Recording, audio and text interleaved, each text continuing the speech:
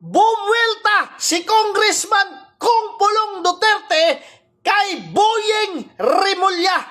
Ayon di umano sa Congressman, kung Davao ang tinutukoy mong epicenter, then show us the complete records. Lahat ng taon, lahat ng proyekto, lahat ng pangalan, walang pili, walang exempted.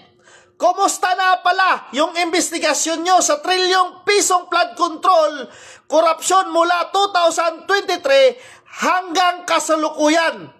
May listahan din ba sila ng kompletong mga infrastructure projects tulad ng Davao City First District? And speaking of baha, parang ilang linggo na yata ang baha sa iba't ibang lugar, no, ng Luzon na hindi pa rin humuhupa. Mukhang mas malubha pa yata ang mga yan kaysa sa flood control ng epicenter na bansag ninyo sa mahal kong Davao. Oh, bakit nga naman, Boyeng Rimulya? Puro kayo epicenter Davao. Oh, klarong-klaro naman ha.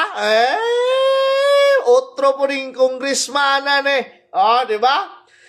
Samantala, yung mga baha dyan, kahit ano nang ginagamit nyo na pangpasuyo para humupa yung yung mga bangag nyo, no? Hindi pa rin humupa ang baha dahil yung mga bangag dyan, no?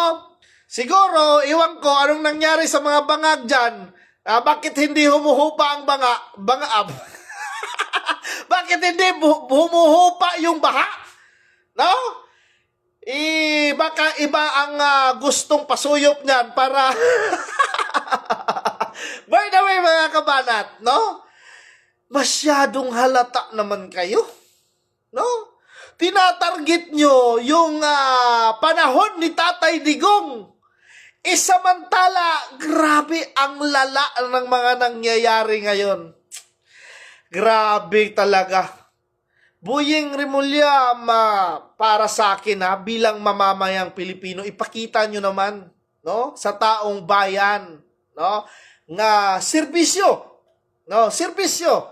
Yung posisyon nyo, wag nyong gamitin sa pamumulitika o targetin yung mga administrasyong Duterte o sa mga nakaraang pang administrasyon o wag kang magpaggamit ni Numan, ha?